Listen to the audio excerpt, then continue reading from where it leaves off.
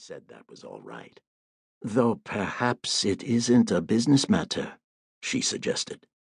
I didn't say anything.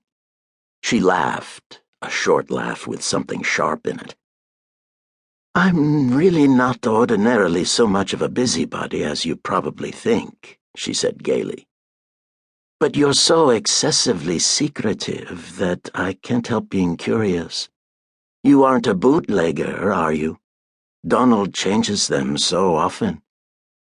I let her get whatever she could out of a grin. A telephone bell rang downstairs.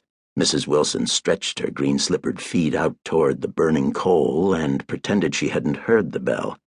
I didn't know why she thought that necessary. She began, "I'm afraid I'll have," and stopped to look at the maid in the doorway. The maid said Mrs. Wilson was wanted at the phone. She excused herself and followed the maid out. She didn't go downstairs, but spoke over an extension within earshot.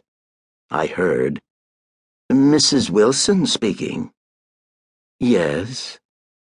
I beg your pardon?" "Who? Can't you speak a little louder?" "What? Yes, yes. Who is this? Hello, hello." The telephone hook rattled. Her steps sounded down the hallway, rapid steps. I set fire to a cigarette and stared at it until I heard her going down the steps. Then I went to a window, lifted an edge of the blind, and looked out at Laurel Avenue and at the square white garage that stood in the rear of the house on that side.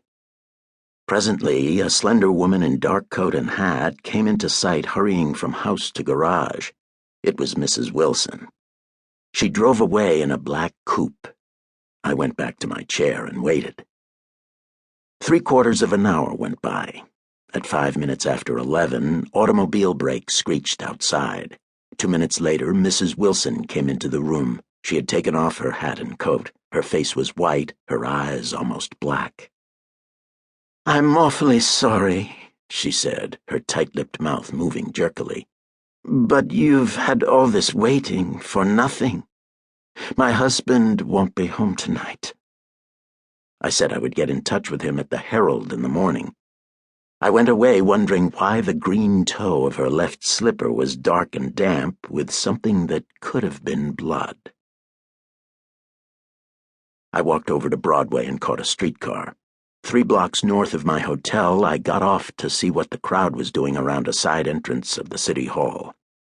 30 or 40 men and a sprinkling of women stood on the sidewalk looking at a door marked Police Department. There were men from mines and smelters still in their working clothes, gaudy boys from pool rooms and dance halls, sleek men with slick pale faces, men with the dull look of respectable husbands, a few just as respectable and dull women, and some ladies of the night. On the edge of this congregation I stopped beside a square-set man in rumpled gray clothes. His face was grayish, too, even the thick lips, though he wasn't much older than 30. His face was broad, thick-featured, and intelligent. For color, he depended on a red Windsor tie that blossomed over his gray flannel shirt. "What's the rumpus?" I asked him. He looked at me carefully before he replied, as if he wanted to be sure that the information was going to be in safe hands. His eyes were gray as his clothes, but not so soft. "Don Wilson's gone to sit at the right hand of God, if God don't mind looking at bullet holes." "Who shot him?" I asked. The gray man scratched the back of his neck and said, "Somebody with a gun." I wanted information, not wit. I would have tried my luck with some other member of the crowd if the red tie hadn't interested me. I said, "I'm a stranger in town. Hang the Punch and Judy on me. That's what strangers are for. Donald Wilson, Esquire, publisher of the Morning and Evening Heralds, was found in Hurricane Street a little while ago, shot very dead by parties unknown," he recited in a rapid sing-song. "Does that keep your feelings from being hurt?" "Thanks." I put out a finger and touched a loose end of his tie. "Mean anything, or just wearing it?" "I'm Bill Quint." "The hell you are!" I exclaimed, trying to place the name.